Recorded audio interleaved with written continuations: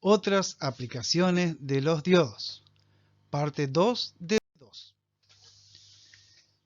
Como se dijo anteriormente, los diodos inicialmente se usaron como elementos, componentes rectificadores, o sea, conversores de corriente alterna en corriente continua.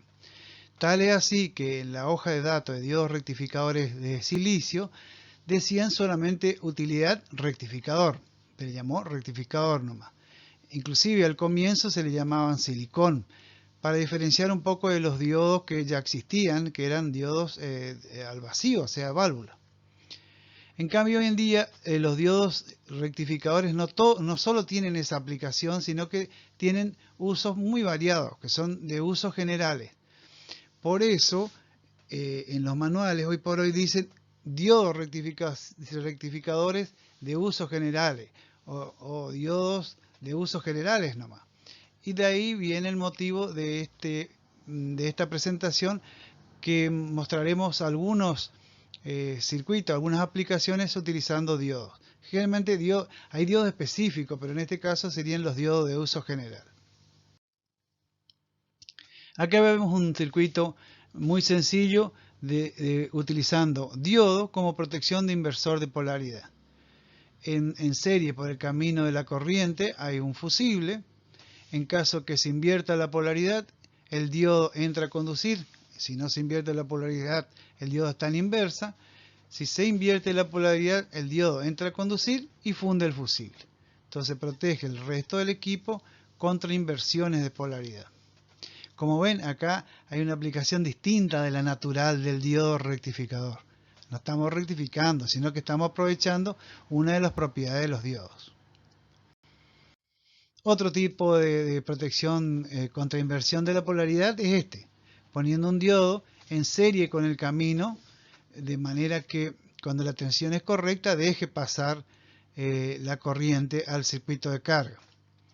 La desventaja de frente al circuito anterior es que el diodo presenta una caída de tensión en directa y depende del circuito que esté alimentando. Hay que tener en cuenta esa caída de tensión. Entonces, si es muy sensible a una caída de tensión del orden de 0,6, 0,7 voltios, conviene utilizar el circuito anterior. Acá vemos otro tipo de sistemas, en este caso el diodo como protección contra inversión de polaridad y sobretensión. El caso de inversión de polaridad lo estaría dando el diodo de color azul. En este caso tiene el símbolo de BI127, que es la nomenclatura de proelectrón, generalmente utilizado en Europa. Y en paralelo, un Zener, en este caso es un Zener de 15 voltios de 1 watt, de manera que si la tensión es normal, la polaridad es normal, ninguno de los dos diodos conduce. Porque recuerden que un Zener en directa trabaja como un diodo común, pero en inversa necesita sobrepasar un umbral. El azul no le deja cambiar la polaridad. En cambio, el diodo Zener no solo no le deja cambiar la polaridad, sino que también impide que la tensión de entrada sea mayor que la del propio Zener. En este caso es un circuito de sobreguardar 13,8 voltios para un equipo de aplicaciones generales. Entonces, si la tensión es mayor que los 15 voltios del Zener, directamente entra a conducir el Zener y se funde el fusible. Claro que tiene que ser un Zener de potencia. Acá tenemos otro tipo de protección. En este caso también es un diodo Zener. Esto es un circuito que se usa para proteger galvanómetros a aguja, porque si por alguna razón se sobrepasa la tensión y corriente, ¿no? Porque en este caso el galvanómetro trabaja con corriente, la aguja golpea el fondo de escala y se puede, digamos, curvar, doblar, y eso por supuesto no, aparte de poder quemar el galvanómetro, no estaría indicando con error. Entonces, en este caso, el D1, que es un Zener, acá hay generalmente muy poca energía en juego, el D1 tiene doble propósito. inversión de polaridad, recuerden que el en directa se comporta como un diodo común, el 0,607 voltio, y en inversa la tensión máxima que tendría nuestro galvanómetro. Acá en este caso ya no estamos hablando de un diodo de uso general, sino otro tipo de diodo. Otra aplicación de los diodos sería diodos como función lógica. En este caso se trata de un arreglo que simularía una compuerta lógica OR. Es uno u otro. Por ejemplo, en este caso sería, supongamos que tengamos una carga que sería la lámpara BL1, una carga crítica que no puede quedar sin energía. Entonces tiene la alimentación principal, que estaría indicado en el circuito por la fuente B1, y alimenta la carga vía D1. En caso que haya un corte de energía eléctrica, la alimentación de respaldo estaría dado, por ejemplo, en este caso, por un acumulador, una batería de 9 voltios.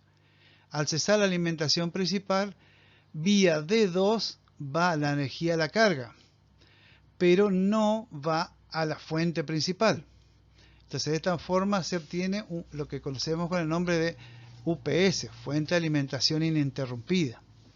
Fíjense que los diodos tienen un propósito. Por ejemplo, en caso de que la fuente de alimentación esté actuando y no se quiera que llegue energía a la batería, el D2 no permite que la batería tenga la energía de entrada, pero sí respaldo. La compuerta OR.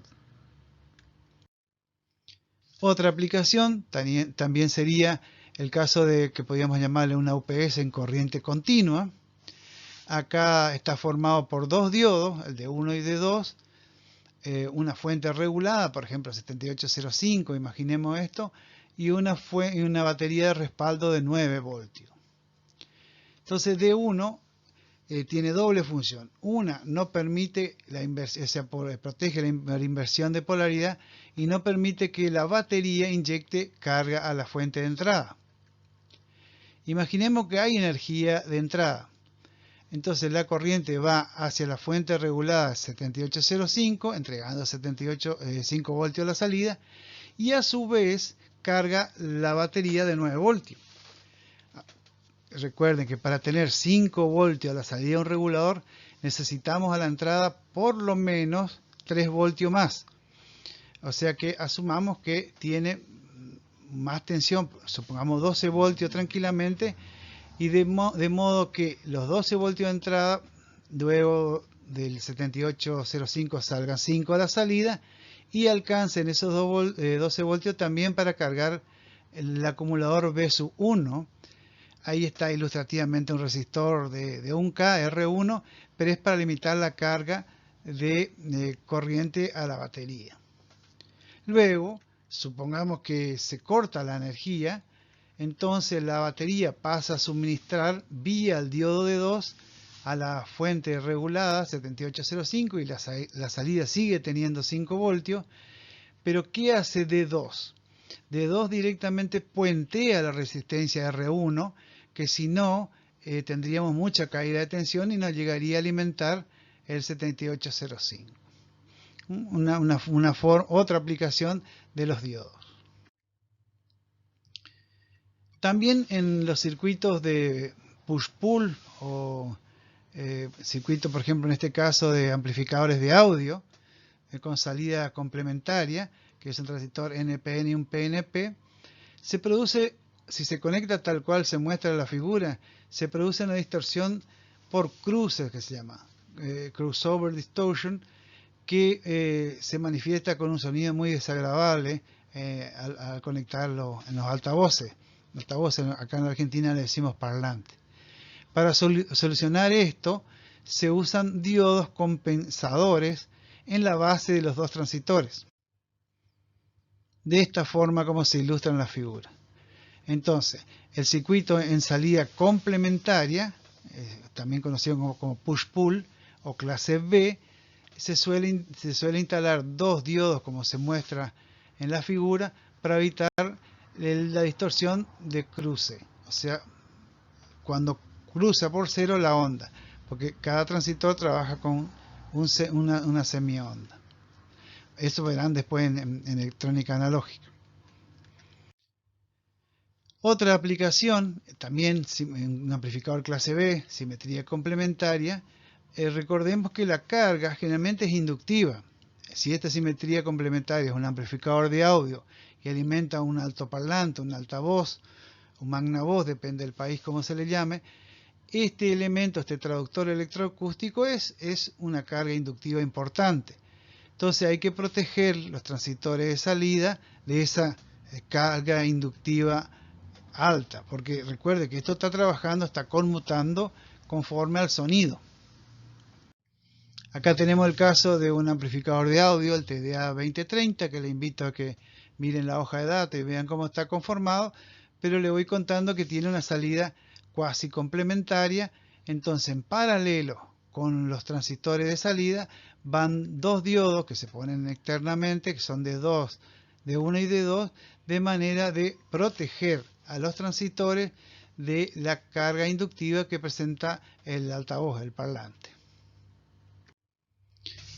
Otro tipo de protección, por ejemplo, en el caso de los microprocesadores, común ahora Arduino, que está tan de moda, que trabajan con lógicas TTL de 5 voltios, pero hay una sección que se está usando mucho 3,5 voltios. Entonces este es un circuito sencillo para proteger por algún tipo de error o una situación que vaya más de 3,3 voltios al circuito de baja tensión de los 5 voltios. Entonces se instala un Zener, como se muestra en la figura, y si la tensión es normal, no hay caída en el resistor que está en serie. En cambio, si la tensión es más grande, mayor, digamos, el Zener entra a conducir y hace que la resistencia aumente su corriente. Por ley de Ohm cae la tensión y se protege el circuito. En este caso la protección no corta digamos un fusible o una alimentación. Por supuesto que tiene un límite que está dado por el Zener y por la disipación de potencia del resistor. Otro tipo de diodo de protección, también siempre en antiparalelo, acá como vemos en los transistores, porque recuerden que o es un interruptor mecánico, o en este caso es un interruptor de estado sólido, pero en definitiva la descarga producida con la fuerza contraelectromotriz de la carga inductiva, acá tenemos un motor, podría dañar a alguno de los transistores. Esta configuración se conoce con el nombre de puente H y sirve para invertir la polaridad, en este caso un transistor que generalmente, con un motor que generalmente es de imán permanente. Entonces se instala, si ya no viene internamente con el transistor, o esto puede ser un puente, diodos en antiparalelos en forma exterior. Ante la duda, si no se conoce muy bien, generalmente eso es lo que ocurre, cuál es la carga, conviene reforzar con otro tipo de protección. Pero como estamos viendo diodo, por ahora veremos esta solución. Llevarían 4 diodos en este caso porque es un puente H en este caso se usan transistores NPN solamente. Acá, como para tener una idea por qué está trabajando cada rato, una ilustración sencilla de cómo con esto se obtiene, digamos, cambio de polaridad en el motor.